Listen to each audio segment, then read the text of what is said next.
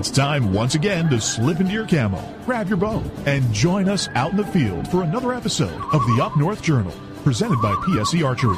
The Up North Journal crew is knocked and ready to rock for another exciting adventure. So let's step outside and hit the trail.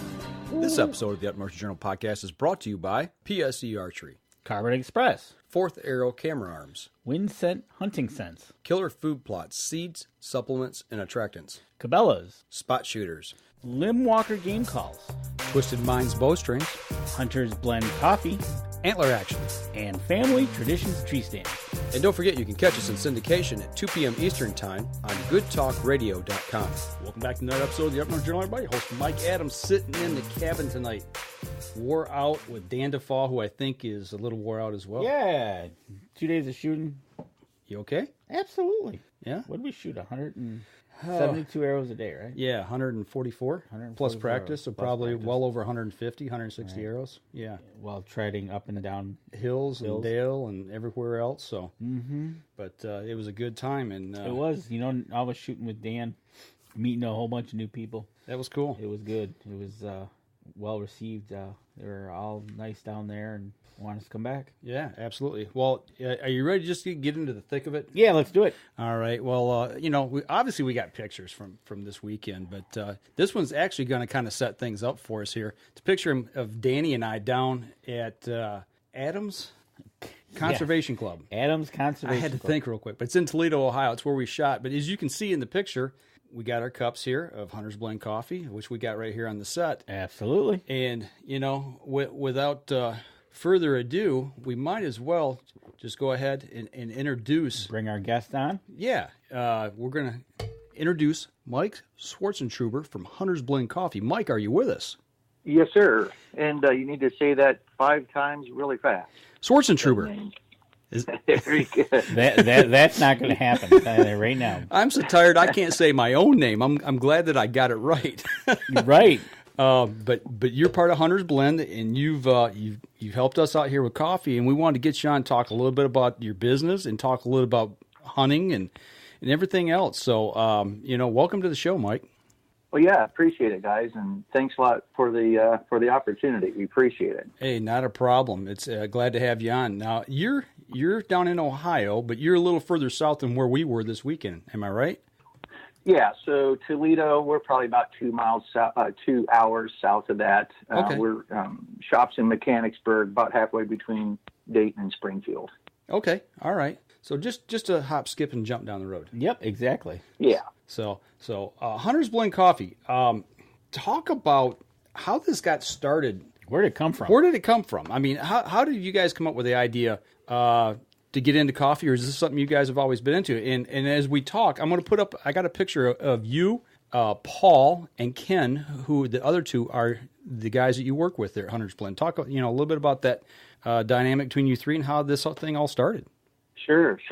Well, yeah, you know what? It's one of those routes you couldn't necessarily plot out, but it's how life kind of comes at you, and you've got a decision to make or an opportunity, and you take a path, and then that brings up another opportunity, and you end up at a place. Well, you know what? That's how life is, good or bad. You can end up in a place you didn't intend to, or you end up in a good place that you were trying to get, but you couldn't map that out ahead of time. I feel that's a little bit like this was Paul. Well, so if we back up, I guess, my brother-in-law, Ken, he married one of my sisters, Twyla, when I was around 13, and he took me under his wing, took me trapping to the, just introduced me to the outdoors. I grew up on a farm. Okay. And I loved, country and outside, and, so that's some of my best memories, walking to the house, on a, 0-degree winter night from doing the chores, and it's just brilliant stars, and or mowing hay out in the summer, feeling the breeze and the sun, and absolutely, I mean, just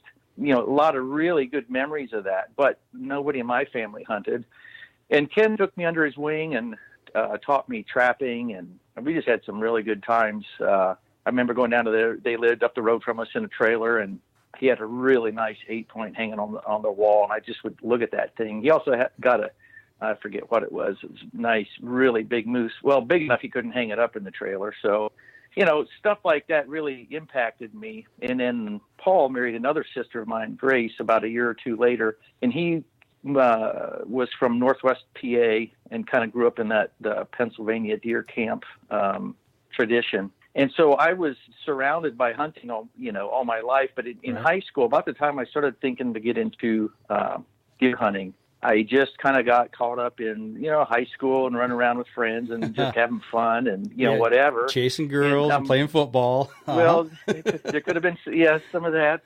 So, it just kind of took priority, I guess. And I kind of got away, but I've always been intrigued and really stayed in touch with hunting and either, kind of vicariously through family and whatnot. About 15 years ago, a little over 15 years ago, Paul was part of a missions organization, and part of what they did was work with churches in Central America and other places in financial support. And you kind of got to seeing that this is kind of like a never-ending cycle here. They do have need, but we're just continuing to help financially. And he said to the guys once down there in Central America, he said, I just paid $13 for a bag of Starbucks coffee, and here you guys are knee deep in this stuff.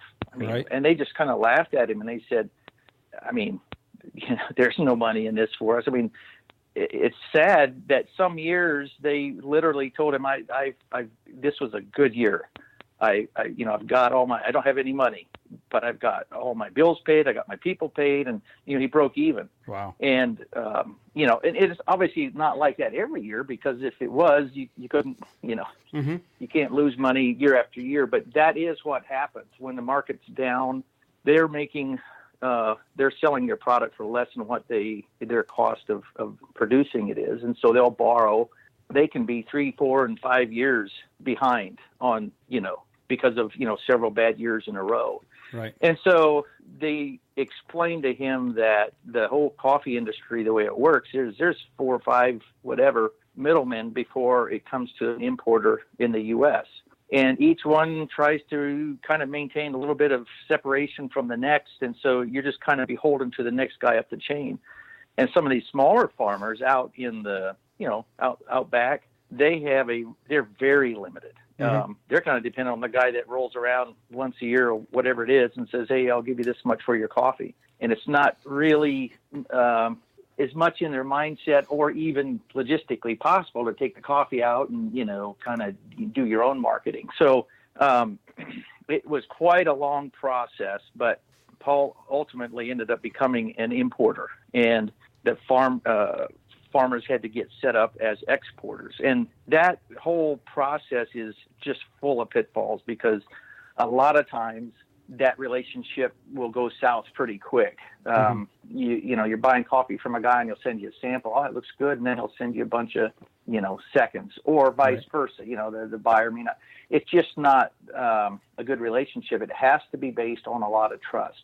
And so he was able to establish really close personal relationships with these guys. That's really the only way this model works, I think, where it's based on a mutual trust, a mutual openness, and believing that each person has, the other's best in mind. And so that's 15 years ago, started doing the importing, and now doing 4, 5, 6 shipping containers a year. And I remember when he started, I was like, you're just going to start this thing out of midair. I couldn't grasp how this thing's going to work. And it's just been amazing to see it grow out of that. And the cool thing, I guess we're talking about coffee. I can bring this up. The amazing thing is what has happened to the locals as the impact of this business model. It's not socialism. It's not a handout. It's not feel good if I give you a couple extra pennies and now I can sleep good at night. It's just doing good business. And by cutting out, 5 or 6 middlemen, that leaves a lot of money now that can be paid to the farmer. Sure. And the farmer then also has a responsibility in being selective about his process of sorting beans and picking them. And, it's a lot easier just to go through once or twice a season and just pick everything from kind of green to overripe. And then, because it's a lot more labor to go through multiple times to pick the good berries. Right. So those things cost money, but that's why select coffee costs more. It's just like everything else, something mass produced and without a lot of quality in mind, is going to be cheaper, but so is the taste. So there's, I think it's over 100 processes that you can identify that the farmer goes through, from the planting the plants to, nurturing them along to pruning and, the whole, there's just a lot that's involved. But if the money's there for the farmer, they want to do it, they can do it. And so that's the coffee that goes into the Hunter's blend is grown it's about 3/4 Nicaraguan and 1/4 Thai coffee, and that's the blend. Okay. And where the whole Hunter's blend thing came out was Paul had the idea of, it was a little bit like starting this coffee company out of just thin air. It's like, you know what, why not market coffee to the hunting community? Well, that brought up another really interesting component of coffee. So the retailer, that's who we all see, whether it's Starbucks or, that whole kind of bent, or you might have a company that's more Second Amendment friendly, outdoor friendly, or whatever. Right. And that's awesome. Every company that's friendly to the outdoors and hunting and Second Amendment is a big plus. Oh, we just lost the call. I hate when that happens. We hate when that happens. Dial back up, Danny, real quick and see if we can get him here. We're out here where the signal isn't at the strongest, shall we say. Okay. All right. Well, if it happens, we'll do it again. We're good to go. Yeah. So where did I lose you? Well, you're talking about the company is not being maybe hunter or Second Amendment friendly, but talking about how those things work with the coffee industry and what you guys are doing. Yeah. It's a little different. Yeah, it is. So the retailers that we see, it's like the part of the iceberg above the waterline. They could be hunter friendly or not. And then there's a whole part we don't see, which is the importers, and not known for their strong support, shall we say, of Second Amendment and hunting. And that's where we come in. So by direct importing from the farmers, now both sides of the equation are hunter friendly. And then giving back to, I shouldn't say giving back, but giving to the hunting organizations and conservation and stuff like that. So not only not working against hunting, but trying to donate towards that. Right. So, with the motto defending hunting one cup at a time, it's one cup's just one cup, but we all drink a lot of coffee and it adds up after a while. Yes, we do. Yeah, we do. I love coffee. Oh my! Well, I'm drinking my I don't know what we call it. One guy called it the all-day sit shake, but I mix coffee and a few other concoctions together, and it's a pretty. There's not a time of day that's a bad time to drink coffee, I think. Right. That's kind of the way I feel. We have it here at night during the show, obviously, but there's times I drink it, not right before I go to bed, but, an hour or two before I go to bed. I got to watch how much I drink on the show because I got to. You get up early. Yeah, I got to get up early tomorrow. So we do limit Danny to 1 cup. 1 cup on the show. Yeah. Because the you first time. keep him in the chair. Right. Well, that and the first time I had it, I left I left here and I went home and I was laying in bed looking at the ceiling and I couldn't figure out why for the longest time. Then I realized why. I had a little too much coffee. Well, I tell you what, we'll put the picture back up here. I guess we've shown this, but I need to introduce which one of these 3 fellows we're talking to. As you're looking at the photo right now in the live stream, Mike is on the left, Paul is in the middle, and Ken, who is your brother-in-law, is on the right. So that way the guys can identify you there and see who's who. So, yeah. But you talked a little bit about getting into the hunting part of it, at a younger age and then getting back to it. We're going to talk about that in the next segment. But, before we go to break, we put the website up, but is there any other place besides your website that somebody could buy your coffee? Is it available anywhere else yet? Or is it just a direct ship from you 3? The majority of it is direct ship, but we are setting up. That's why we're at the ATA this year, working with independent local hunting and archery shops just to retail it out of their store, because that's what makes the most sense is for guys to be able to, or that makes a lot of sense for guys to be able to buy it locally at their hunting shop. And our hope is that the local hunting stores that realizes that, hey, Maybe Bob comes in here and buys coffee instead of his wife, buying what's on sale this week at the grocery store. He says, "Hey, honey, we're out of coffee. I better go stop in at the store and buy some." And, maybe he'll pick up something else there when he's there in the off season. Right. And then it's the whole thing. We're all working together towards a common cause anyways. Right. So, but yeah, we're on all the social media platforms at Hunter's Blend.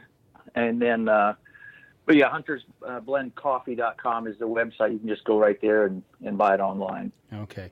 Well, I'll tell you what.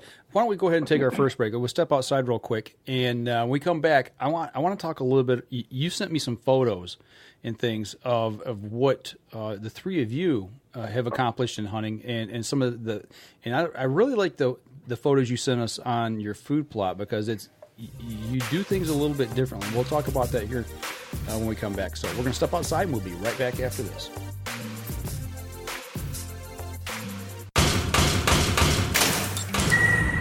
PSE Archery has reinvented the way you buy bows. From now on, you can make the most educated decision possible by basing your bow choice specifically on your shooting needs and goals. All you need to do is ask yourself, what kind of shooter am I? What do I want to achieve? PSE will help find the right category for you. So, what kind of shooter are you? Find out at psearchery.com. Killer Food Plots have been helping property owners for over 20 years create premier whitetail habitat. Whether replenishing your soil with their all-natural Organics Fusion pellets or planting a premier KFP food plot seed blend to help your deer rebuild their bodies through spring and summer while supplying the much-needed high energy during and after the rut, you can trust that Killer Food Plots family and their products will help your deer achieve their full potential.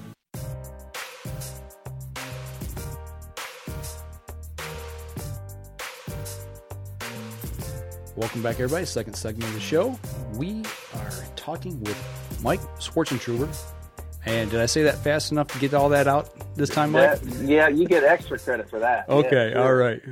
And he is from Hunter's Blend Coffee. So we wanted to talk a little bit about the coffee, because we've been drinking it on the show here for the last month or two, or three, actually, I think now. And we wanted to get him on because he's a hunter, number one. But in the break, Mike, you said you wanted to talk a little bit about the local community, and going along those lines, what did you have for us? Well, and this is the part where I feel, I guess, a little bit like Moses at the burning bush, take off my shoes, this is holy ground, because I really don't feel, I guess, qualified to talk about it, but it is an impact that is astounding to me. And I get chills sometimes when I hear some of the stories. Mm-hmm. And I don't want to take credit from the standpoint of, hey, look at what we're doing. I just think it's amazing that in trying to do good business, what can happen on the other side. Mm-hmm. So in Nicaragua, Diego, the family farmer, and there's a documentary on our website that's really interesting. He had moved his family to Canada and felt led that he needed to go back to the family farm. So after living, I don't know how many years, in North America, moved back down to Nicaragua to take over the family coffee farm. And was on the verge of losing it.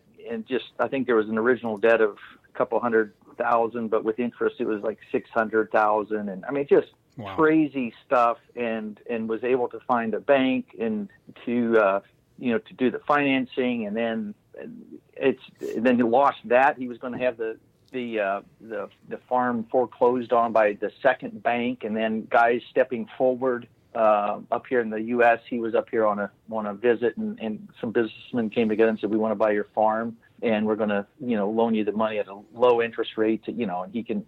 Just really miraculous stuff, to just be real frank about it. And that's really cool. But what he's been able to do down there locally to impact the community is he can now hire people year round rather than making them seasonal workers. He can provide work for them year round.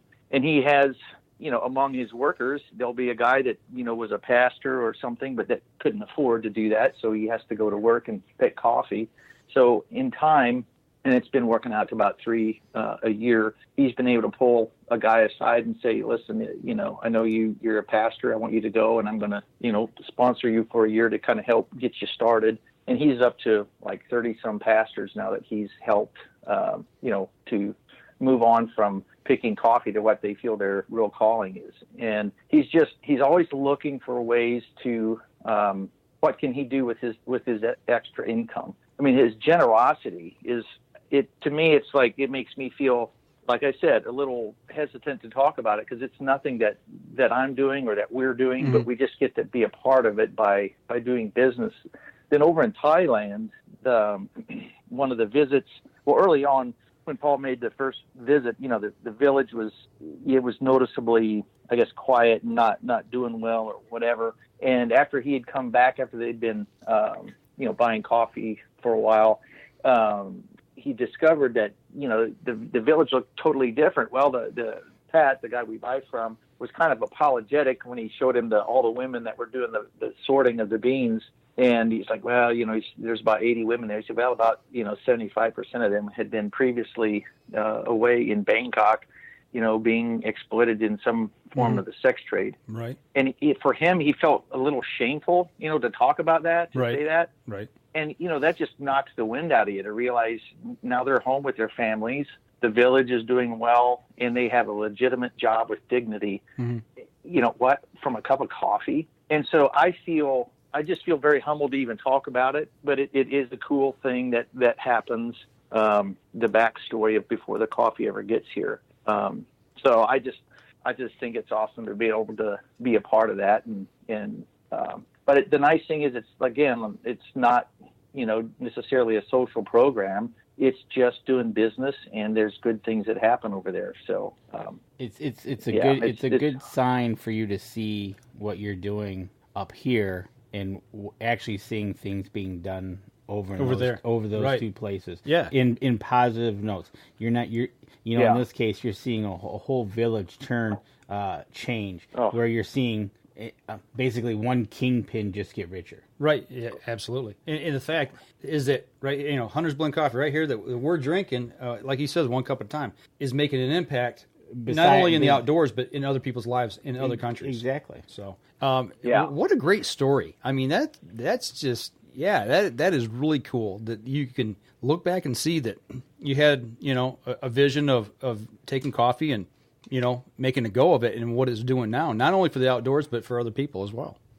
Yeah, that's, I think that was Paul's vision from the beginning. I don't know if he realized the impact that it could have. When he brought up the Hunter's Blend concept, that's when Ken and I came on board, kind of spinning off a separate company with that. And it's just, it's humbling to see, the things that are happening, and it's cool to be a part of that. And that's got to be awesome to know the three of you guys put your heads together to form this with purpose of helping other people. And then actually, from what he was saying about that, the gentleman actually sponsoring more people. So just passing on the generosity and the benefit of what's going on. Right. Absolutely. Yeah. And that's where I feel, talking about someone else's generosity it's pretty humbling, but it is, it's really awesome to see. Well, shifting gears just a little bit, I mean, this all came about because of hunters, and actually all three of you are hunters, and you talked a little bit about that. But, I want to give you an opportunity to talk about some of the things that you guys have chased along the way. And, you sent me some pictures here, and I'm going to go ahead and put up Paul's buck. I've got this photo here. Tremendous buck here. I mean, shifting gears just a little bit. That thing is enormous. Have you got a quick story about where that came from?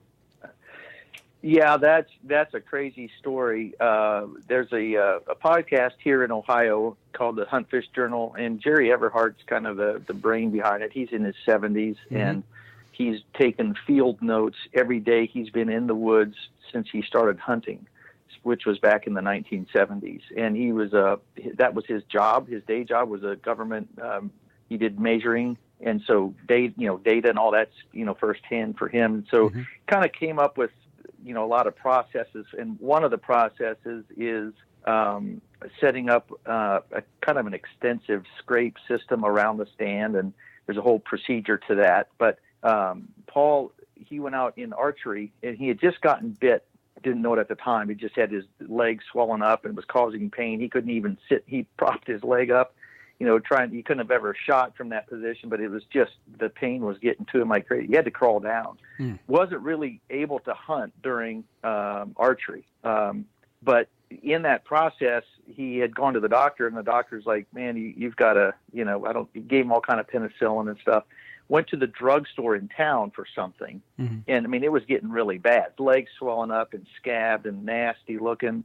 And a kid, I don't think he was a teenager, looked down. He said, "That's a brown recluse spider bite." And this kid in the drugstore knows exactly what it was, and the doctor still didn't know.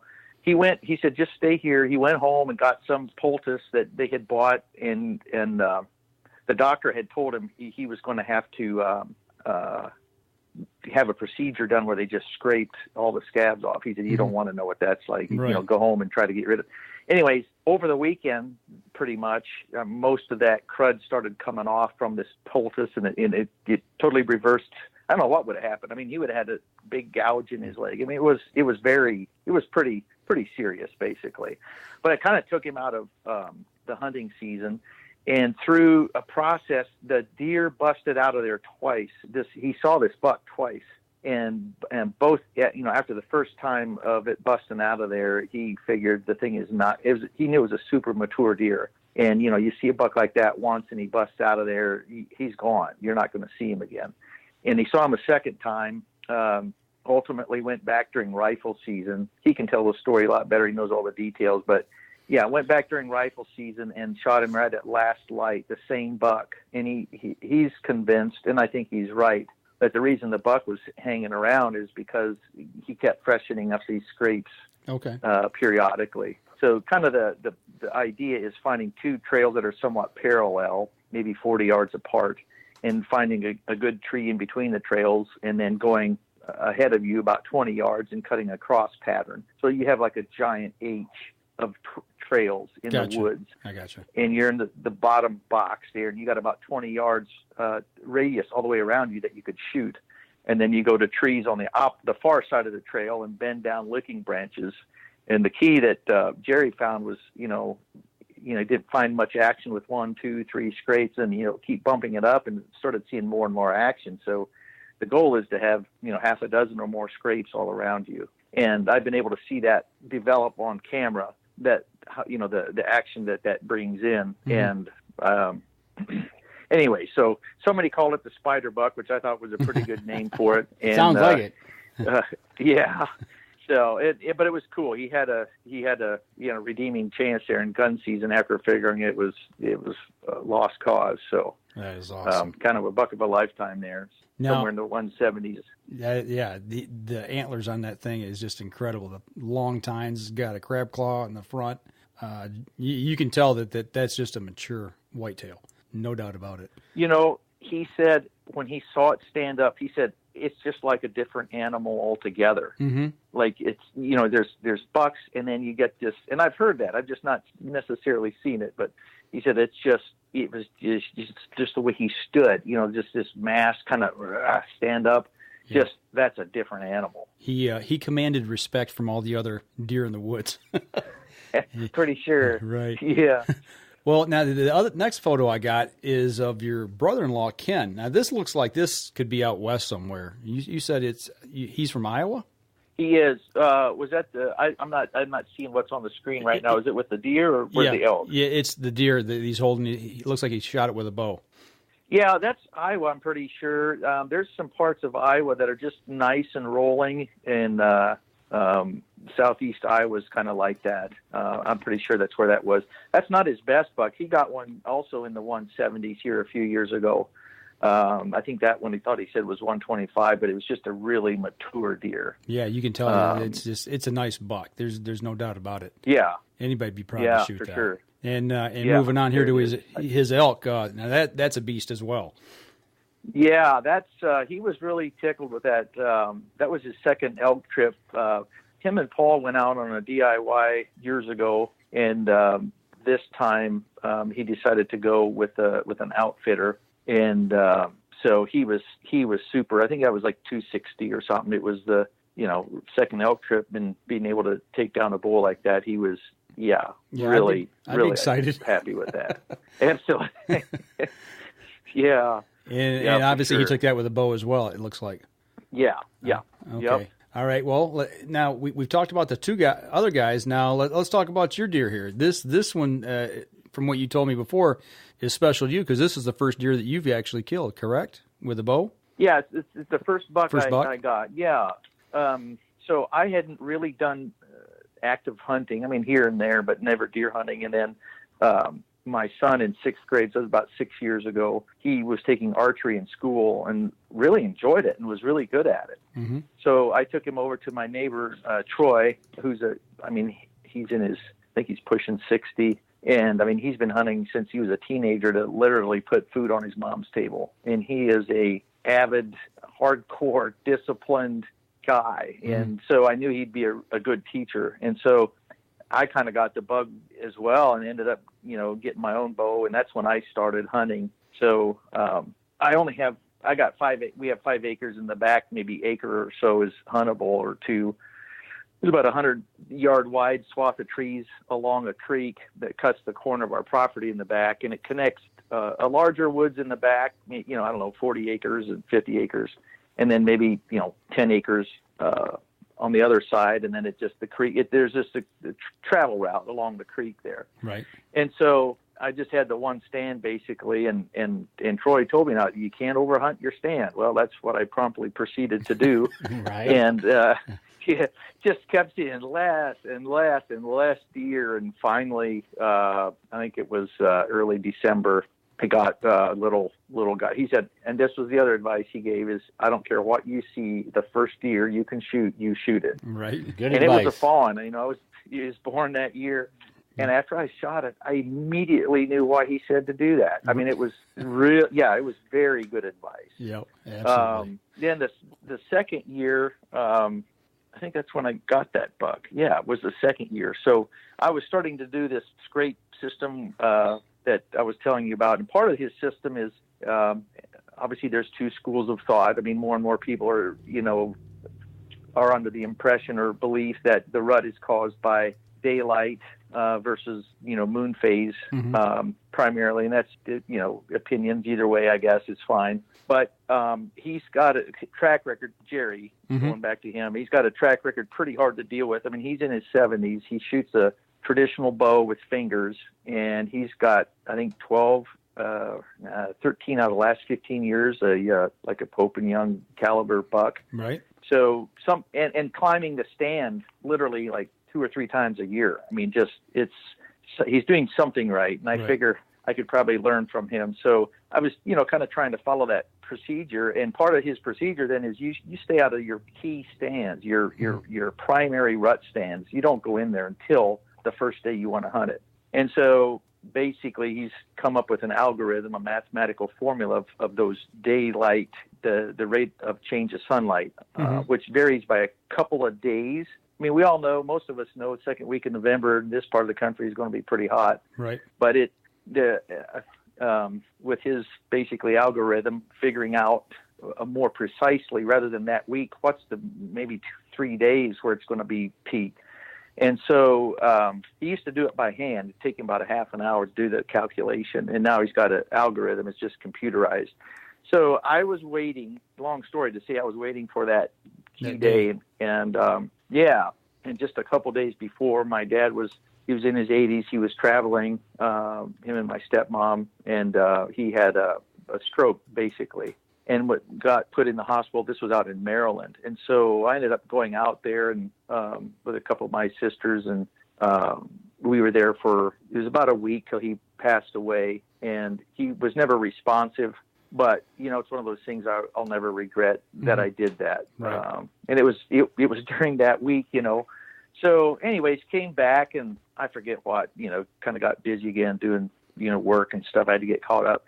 But a few weeks later, my daughter was looking out her back window one morning. She said, "There's a deer out there." And I looked, and I'm like, "Well, I think he's got horns," So I got the binoculars and looked, and sure enough, it was like a little 8-pointer or whatever. And then I realized his one leg was broken, and that's why he was feeding there in broad daylight. Okay. And I figured I guess I don't know if he was close enough to the house he wasn't close, but I mean, he could have been other places, but he was right there. There's some, I guess there was some greened up stuff there. Now that I think about it, looking back. So, I think it was an area that I had cut or something earlier. And so it had a little bit fresher leftover stuff growing there or something. And, so after watching him for a while, I was like, he's not going anywhere. I mean, he's not moving off. So I quick went and took a shower. And if you want to view this thing kind of like a baseball diamond with the house being home plate, my stand would have been out in, let's call it left field. Well, this deer was just on the other side of the creek, kind of just, around second base or something.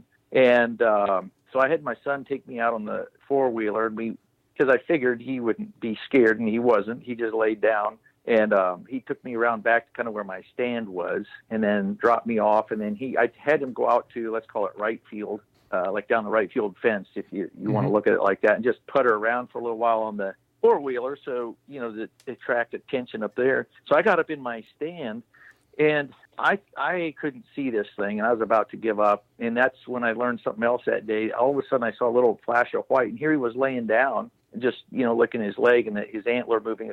He was there in broad. I mean, he was right there, 30, 40 yards away, but I couldn't see him. The whole time. He was just laying there and realizing how easy it is to look past a deer if they want to hold still or whatever. Blend right in. So, oh, totally. So I crawled down and was able to get over to the creek and kind of essentially stalk up through the creek, let's say. The bank was high enough I could keep my head under it. And I got within probably 10 yards.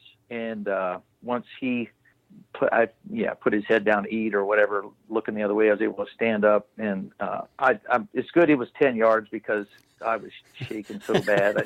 Right. That pin's moving all over the place. So, and he took off like he wasn't injured. And I just knew I missed him. I mean, the guy looked healthy as a horse. So another learning experience, I crawled up out of the creek to, stand on the bank then. And I look over and he saw me just then and he busted off again. And I should have, again, just backed out right away. But I just thought I had missed him. Right. So at that point, I did go to the house. And here was cool because my family was up there watching the whole thing. That's so cool. I had no idea. So it was kind of a neat family thing. Anyways, I went out half hour later and found the arrow stuck in a tree, and it was covered with blood, but I couldn't find hardly any blood trail. So I finally gave up and just went to where I saw him last. Mm-hmm. And there he was piled up on the other side of some bushes. He just didn't go far. Fortunately, it was a really good shot. Fortunately, can't take credit for it, but fortunately, it went to a good spot. And he didn't go far. But I think with me being, almost a level shot, there's no chance for the blood to, leak out yet. I mean, it was all in the cavity or whatever. Right. So that was a lot of fun. I mean, actually, our whole family was one way or another kind of involved in it. And it was after my dad passed away and spending the week there with him. And so there's just a lot of memories around. So I did a European mount out of it and got it on my wall, and that's a picture of my son and I there with it. So that's a great story. Yeah, it's just a good, and it's a nice little basket, So that's a great way to kick it off, man. Put the first buck down like that. Yeah, right. I would take it absolutely. No, yeah, that is cool. For sure. Well, I tell you what. Why don't we step outside? We've got a few more minutes here, and we'll take our next break. When we come back, I kind of want to show the food plot system you got set up there. The pictures you sent me, because the way you just described this hunt, that's where you shot this buck at, right? Yeah. Okay, so kind of between the two. Yeah. Go ahead. Well, I was going to say we'll kind of go through that because it's such a small piece of property, but it just goes to show you that the property doesn't have to be huge to provide deer to be able to put venison in the freezer. So that's right. All right. Okay. Yeah, absolutely. We'll step outside. We'll take a quick break. When we come back, we'll continue the story. We'll be right back after this. PSE Archery has always dominated the speed category. Now, the most revolutionary cam system ever to hit the market has perfected the shooting experience. Introducing PSE's Evolve Cam System, featuring extremely high let-off capabilities and the smoothest draw cycle in history. No other cam system has ever delivered this level of total comfort and total control. Experience PSE. Experience performance. Killer Food Plots have been helping property owners for over 20 years create premier whitetail habitat. Whether replenishing your soil with their all-natural Organics Fusion pellets or planting a premier KFP food plot seed blend to help your deer rebuild their bodies through spring and summer while supplying the much-needed high energy during and after the rut, you can trust that Killer Food Plots family and their products will help your deer achieve their full potential. Hey, welcome back, everybody. Third segment of the show. Right before we went to break, we were talking with Mike about the bucket he had shot. But Mike, actually, he had sent me some photos earlier in the week, and he talked about, hunting small. You said you got 5 acres, right? Right. Okay, so the first picture we're looking at, right next to the house, it looks like, looking at your backyard, and at the very back, it looks like switchgrass, and then there's a tree line. Mm-hmm. So now this is your backyard, and then it leads to the food plot, which is on the other side of the switchgrass. Am I correct? That's correct. I have kind of 2 food plots. One is on the side of the creek where the house is, and that's a good half acre. And then across the creek, there's the way the creek runs catty corner through the back corner. So there's about a 60 by 100 plot back there, which opens up into a hay field. So that's a kind of like a hidey hole. At least it's somewhat protected back in there. Right. Yeah, there's one picture here I'm looking at. It looks like you're looking uphill, and it looks like you can see where the deer have just tore the vegetation up going up that hill. That looks like that's where they're feeding at. Yeah, I think I should put a camera out there again. My guess is that could be daytime feeding, like at least early morning or evening. Okay. Because I know during the night they go all out through the field. Mm-hmm. But I'm guessing that's some kind of daytime feeding where they're just out of the tree line where they can bust back in there anytime. Yeah. But you can totally see where they're keeping that hammered down pretty good. And then my plot on the other side of the creek, I didn't send any picture of that. It looks like it's pitiful soil over there because the crop is just way shorter and thinner. Right, where they're mowing it down. Yeah, because they're protected back there. Somebody gave me a good idea. I'm thinking about maybe fencing that off with a hot zone fence next year. Okay. To try it. Yep. And just keep them. Yeah. Use a Keep fence like that. Give the food plot some time to grow. So you got some food right on. Then wait till the fall and then open it up whenever I want to hunt it, or in the winter. Wait till even whenever late season and then open it up. Yeah. Right on. And you sent me a couple of videos here, and you talked a lot about this tonight, talking about making scrapes and licking branches and things. And so I kind of wanted to give you an opportunity to talk about that. I'm showing the doe video right now that you sent me. Oh, yeah. The 3 does or the doe and fawn? The 3 does. The 3 does working the licking branch. Yeah, it's so this is the setup that you use. You make a scrape, and then you make the scrape underneath the licking branches, I take it? Yeah, correct. So the big thing is in the spring to try to get the licking branches started up. Mm-hmm. And then by default, that's where the scrape's going to be in the fall. And last year, I actually had the most success. I used to use deer urine, like doe and heat, whatever's left over from the previous winter, to put it on the branch to kind of get it started in the spring. And I think that works. Mm-hmm. But last year, and there's a cumulative effect too. The more years in succession that you do it, it has a snowball effect too of attracting, especially bucks. But last year I tried, what was it, Smoky's preorbital gland lure, buck lure, and holy cow. Those does, you see 3 of them on the same branch. Now, I only have one picture like that. Don't get me wrong. It wasn't every branch all day, every day, but I've just never seen something like that before. They were going after them. So at that point, they're on the branches already. Mm-hmm. They're keeping them active. Right. And then in the fall, last year I started probably early September, which was a little early, but I was starting to see some signs around here anyways of activating the scrapes. So the goal is to have at least 6, 6 to 8. So if you're in the bottom box of this H, if you could have 2 or 3 to your left, to your front, and to your right, gotcha, that would be ideal. And you want to have your branch pulled from a tree that's on the far side of the trail. You don't want, if you pull a branch down on the near side of the trail, the deer is going to be looking right up at you when they go to the branch. Gotcha. So far side of the trail and 360. Well, you can shoot to on your right, 4, 5 o'clock, pretty easy. Right. Or no, sorry, I'm thinking backwards, like 3 o'clock, and then to your left side you go, 7 o'clock or something. So basically, wherever you can shoot to and find a tree, that's where you'd put your licking branches. So starting them up in the spring. Last fall, then I had a buck.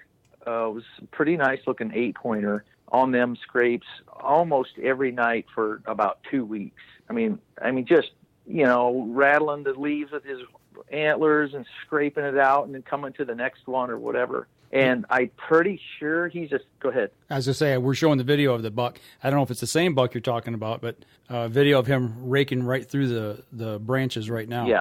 Yeah, that's the one. I mean, he wasn't a monster or trophy or anything, but due to indecision on the first morning I hunted, I'm pretty sure it was him who came through.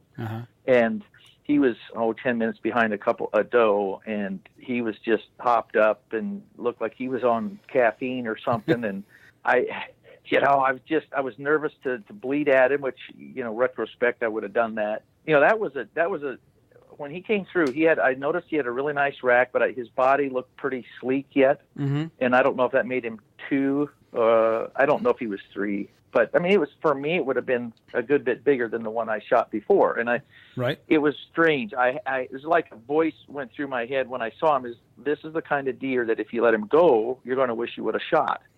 And I ended up having him at full draw to, let's say, at, 9 o'clock.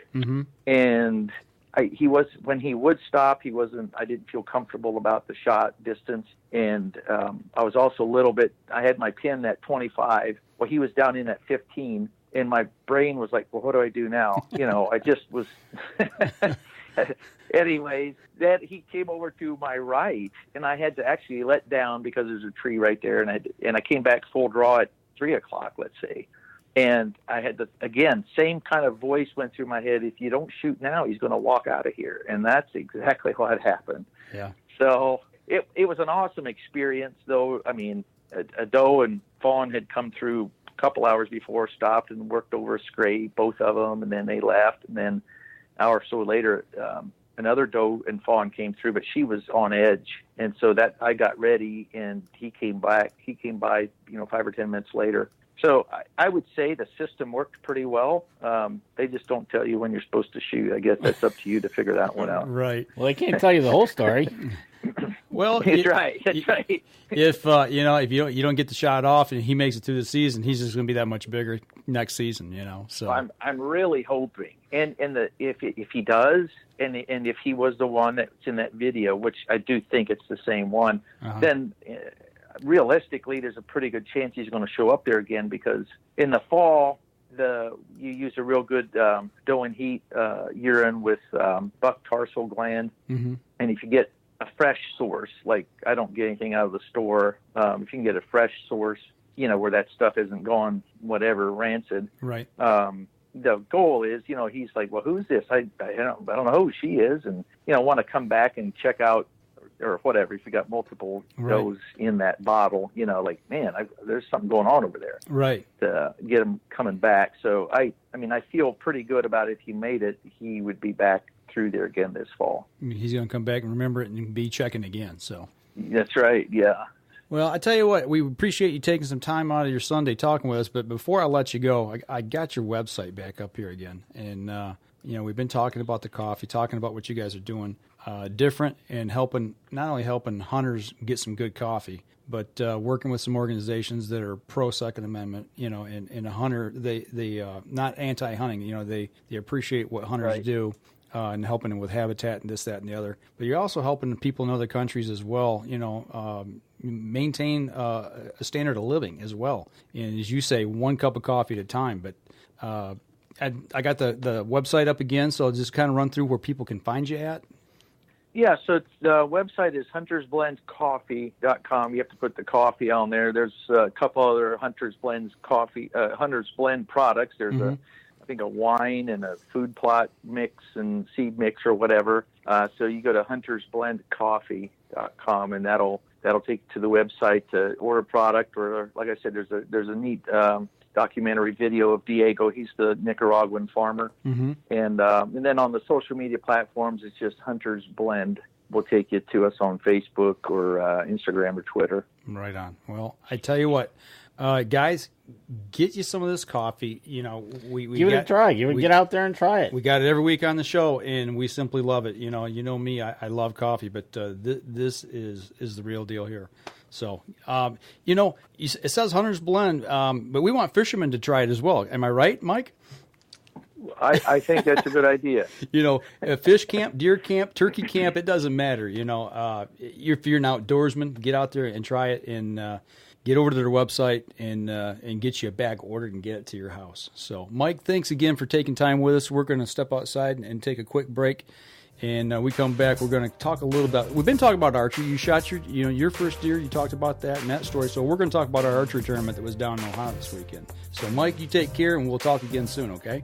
Hey, thanks so much for having me on. Appreciate it, Hey, guys. no problem. Hey, we're going to step outside. We're taking our next break. We'll be right back after this.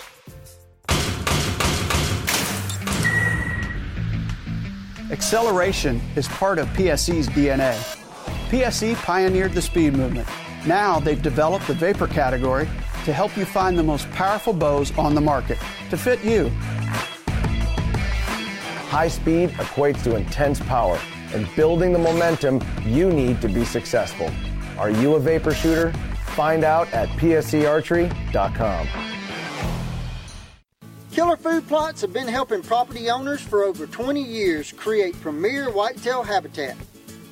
Whether replenishing your soil with their all-natural organics fusion pellets or planting a premier KFP food plot seed blend to help your deer rebuild their bodies through spring and summer while supplying the much-needed high energy during and after the rut, you can trust that Killer Food Plots family and their products will help your deer achieve their full potential. Welcome back. Last segment of the show, everybody. Just got done talking with Mike Swartzentruber from Hunter's Blend Coffee. What a good thing. It is a good thing to see. They had an idea, Mm-hmm. They put it together, and it ends up helping not only in one country, not two countries, but in 3 different countries. And Absolutely. It's just the trickle-down effect of how, doing it here in the United States trickles into Nicaragua and into Thailand, and then it trickles down in there as well. You know what? And it trickled into our cups this weekend. It did, and we needed them because we were up early to head down to Ohio to go shoot with Dan Yassa. Dan Yassa. We were down at Adams Conservation Club in Toledo shooting a field archery tournament. FITA. And this was the second one you have shot. Yeah, I shot one. We shot it last year. Yep. I shot with you this year. You shot one in the spring. Yeah. And we were able to get together under the disguise that we were going to get poured on, but luckily that didn't happen. Right. Well, we got out on the course. This is the foursome that we were on the course. Right, exactly. Our group here. Yep. Me and Danny and Dan Yassa and Sophie Howard. Make sure I get the last name right. Right. And she's been doing some work with Dan. Dan's been kind of coaching her along. And I tell you what, this girl can shoot. Yeah, she can. She shoots a lot better than you or I. Absolutely. There's no doubt about it. So, but we had a blast out there on the course. We did have a blast. And, it was the first time that Adams Conservation was hosting this event. Mm-hmm. So actually they were kind of nervous. And, through trials and tribulations of needing to, Dan was helping them as well and kind of give them some pointers. And they kind of asked us, what did we think? Right. As kind of outsiders looking in. So, it was a great weekend. What I really liked about the course was the elevation changes. There was a creek bottom, and, you were constantly crossing the creek, going up one side and down the other, back and forth, and some other hilly terrain. What a beautiful, beautiful scenery to be in and out shooting the bows this whole weekend. You know what? And it was supposed to rain, but it didn't. Right. The humidity wasn't that bad. No, and mosquitoes were non-existent. Really. We just had a few in the morning today, and then they were gone. But, it turned out not to be too bad of a weekend, and being overcast helped out. It did, absolutely did. Yeah, you didn't have the sun blazing down on you, or depending on which way you're shooting, maybe blinding you. The wind wasn't bad at all. I mean, it was a great weekend to be outside and be shooting the bows for sure. Absolutely, and like you said, the elevation changes. The one shot that we got to, our second shot, number 3, was an interesting fact that, we were shooting uphill, because here's a picture of Dan getting ready to shoot, and you can tell by the way he's angling upwards. And it was funny because everybody that was talked to, this was one of the shots that they always talked about, was this shot right here. You either loved it or you hated it. Exactly. To me, I really liked it. It was a tough shot. I think Dan said it was probably like a 20-degree, something like that. Yeah, incline. it was a 20-degree incline, and here's the picture of Dan and Sophie shooting it together. We shot in pairs at this one, and you can see the 4 targets up at the top. But it was just wild. And then when you walked up there, you got your arrows, and this is the angle that they were going into the right. target. So you kind of try to figure out what you're shooting uphill. Right. So it was a blast. That, if I remember right, that was 15 meters. And Yes. that's the thing too on the FITA course.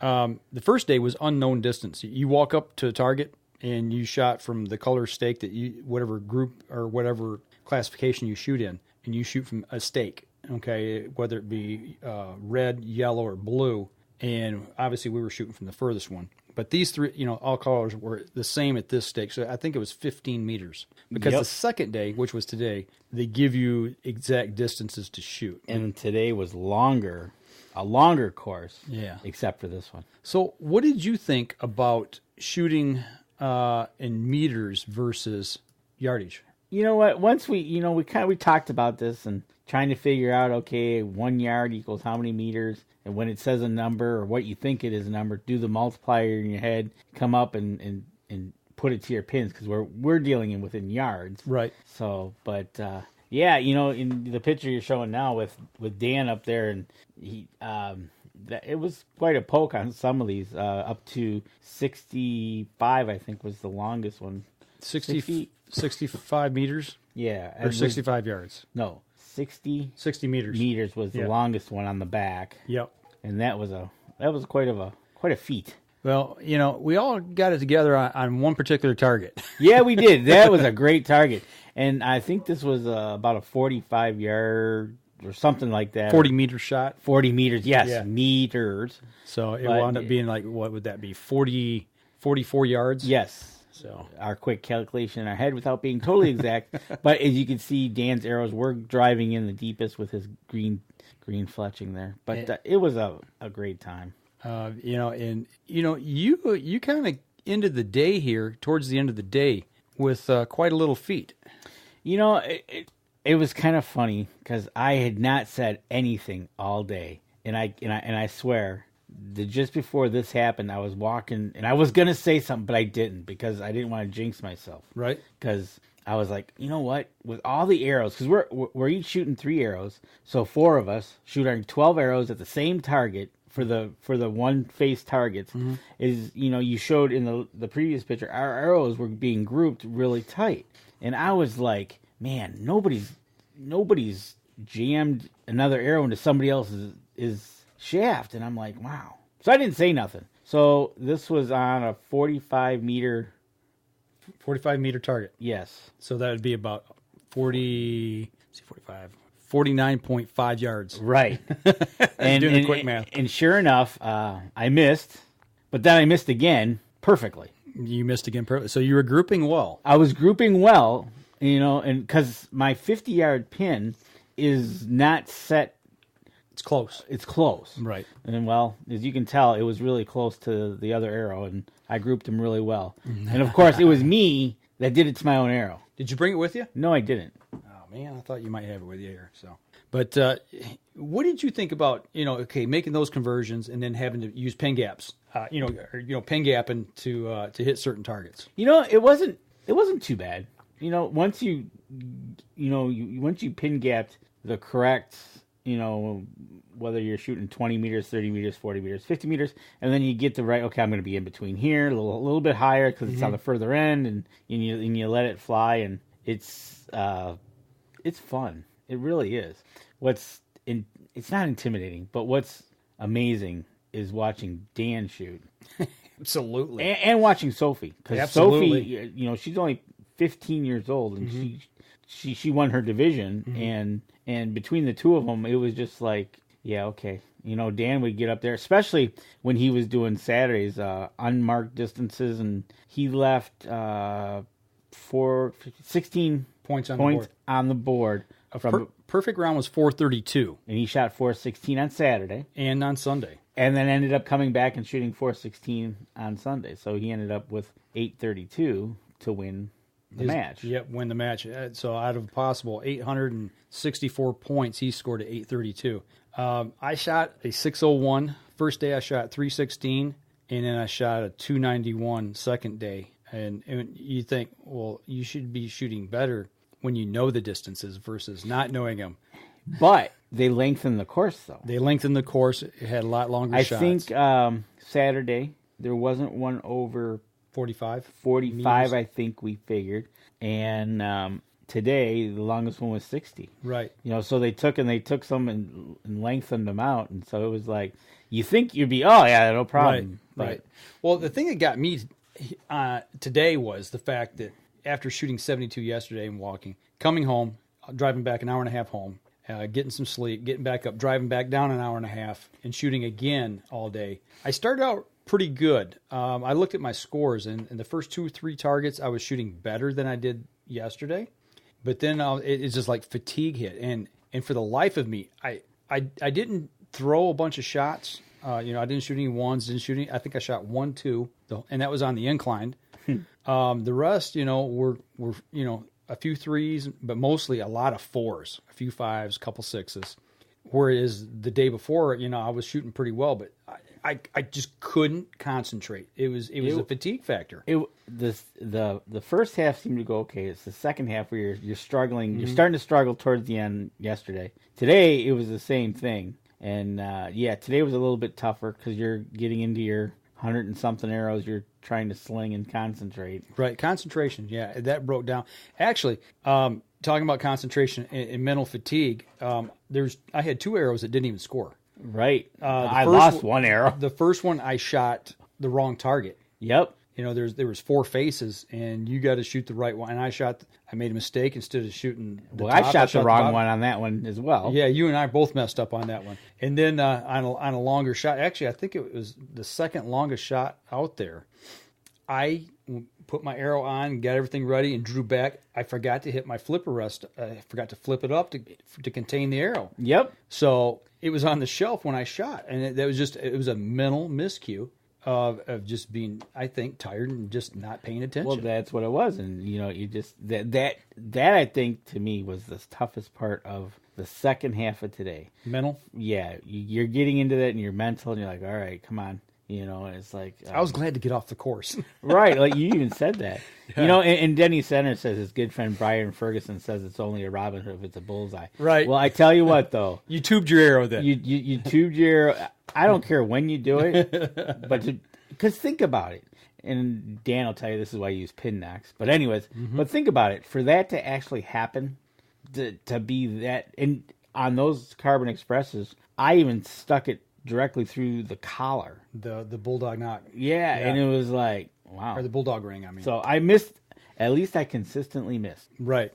I'll gladly take that, but you know what? It was, again, I having Dan out there, and we were poking fun and having fun with each other, which is... Absolutely. And goes out to Sophie's dad, who's the judge on the field, and talking to him and Gary and... all the other guys that were there, and they sat down. We sat down and talked with them, and great group of guys. Absolutely, it was a blast. One of the coolest things, though, you're at an archery tournament. You're out there. You're shooting targets, 12 targets, but you're doing it under the disguise because you're at this conservation club where there's also a gun range, skeet and pistol and rifle. Yep. And they didn't close that, so you were shooting under gunfire. You were. It was loud. It didn't bother me, though. You know what? I have to admit, it didn't bother me. When you and I first that first morning, we're out on the practice range, and I'm like, who's lighting firecrackers off? And Yes. It was a pistol range. And Gary walks and goes, "Oh no, that's the pistol range. You're doing some tactical drill. Yeah, tactical shooting drills." I'm like, oh great. And then somebody got on the rifle range, and then the shotguns. It was It sounded like opening day of Michigan firearm deer season on public land. Yes, very much so. That's exactly very what much it sounded like. A couple of guys yelling pull and bang. Yeah. But it was a good time. No, I had a blast. Thanks and hats off to the guys and gals down there at Adams Conservation Club. If you're looking for a place, go out there, check it out. It's those guys have got it going on. So, and it was cool to see the trophies being handed out. And the kids, some of those kids that were shooting, it was their first tournament that they'd shot.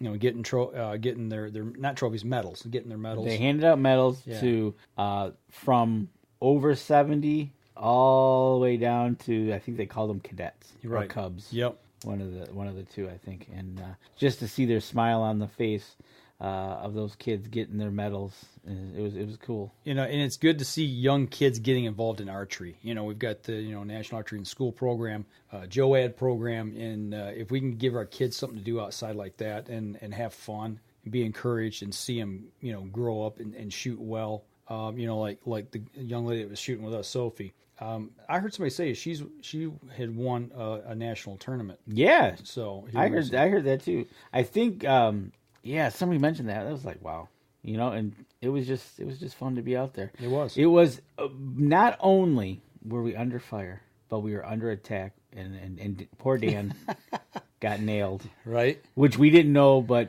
we were walking down the trail to the next target, and part of a wasp nest had fallen out, and he was the first one to be crossing over that area and promptly got stung. Right. But it was a good time. Well, this morning, before we even was this morning? No, it was at lunchtime. At lunchtime, Danny actually had the opportunity to try. Oh no, it was this morning. Before, it was this morning? Yeah, it was this morning. To try a vintage weapon, and we've talked about this. Actually, we saw it at ATA, but today, actually, both of us got an opportunity to play with this thing. Yeah, Carbon Express and the Adel. Right. So I'm notice the arrow is taller than me.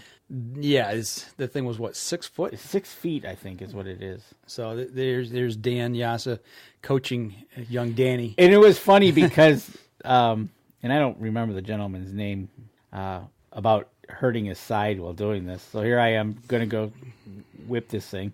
You had a good throw there, man. It worked. Yeah, I was like, okay, and then. And it was funny because this thing is 6 feet long, and you're chucking this into the air, and it was just it's a fun thing. It was. See, there again, there's Dan talking about how high the thing is. So we clipped audio on this because it'd be a little hard to understand what we're talking about here and hearing all that in the background. Because I really don't remember what all we were talking about. Right. Just to be safe. But not only did I do it, you did it as well. Yeah. So here's my go at it. A little apprehensive. I'm like, okay, what do we got to do with this thing again? So I take this big running start, and then I just whoop. I kind of stopped. You did stop. You should have followed through. I didn't follow. I was afraid I was going to throw the handle. Well, that's what he said. He goes, hold the handle. Yeah. So, I give it one more whirl here. But that was the biggest thing is like, okay, he's got the camera rolling, and I'm going to make an idiot out of myself here. But, yeah, there it goes, and away we go. And then one of the guys, I think one of them did it, and he put it out into that skeet field. He whipped it out there, and it went flying. So, but because of the angle, it stood up, and you could see the fletching. Right. Yeah. And that thing hits and sticks straight in there. 6 foot. It's not too hard to find it. So right. But that was the weekend we had down at Adams Conservation Club. Yeah. So we had a good time shooting FITA Field. Yep. Shooting with Dan is always a good time. Getting taking away his little tidbits that he gives you, whether it be form, technique, the technology. Okay, so where else things work? How to look at a target and figure out how many barcodes you can put in the bullseye to figure out what size of the target is. Right, because that matters. The size of the target matters. Yes. Of the distances. So it was good. It was a blast. Always fun. So anything else this week? Nope. Go back to work tomorrow. Right. So. Guys, gals, get your Hunter's Blend coffee. These guys are they're giving back to the outdoors. They're giving back to the outdoors, and they're helping, from top all the way down to the people grow it, to the people that grow it. So, hats off to Hunter's Blend, and I'm sure we'll be talking with more of them in the future. Yeah, if you email them, tell them that you heard about it from the guys from Up North Journal. Just let them know that you heard them on the show. So, but that's all I've got for this week. Yeah, so you know what? Let's have a good week. I think it's going to get hot again, so that ought to be entertaining. Yeah, you got any big plans for the upcoming weekend? No, not yet. Let's get to Monday first. I might check trail cams this weekend. That's the plan so far. So we'll see. I got to recover from this past weekend. All right. Hey, listen, guys and gals out there, thanks again. If you would, share the link to the show if you don't mind. The podcast will be out Monday. The rebroadcast of this will be on YouTube on Wednesday. So we'll be back again next week. Y'all take care. And don't forget, you can catch us in syndication at 2 p.m. Eastern Time on GoodTalkRadio.com. This episode was brought to you by PSE Archery, Carbon Express, Fourth Arrow Camera Arms, Winsent Hunting Sense, Killer Food Plots, Seeds, Supplements, and Attractants, Cabela's, Spot Shooters, Limb Walker Game Calls, Twisted Minds Bowstrings, Hunter's Blend Coffee, Antler Action, and Family Traditions Tree Stands. Thanks for listening, and join us again here next week. Until then, remember, as we always like to say, if you're out on the water or in the woods, shoot straight and be safe until next week on the Up North Journal.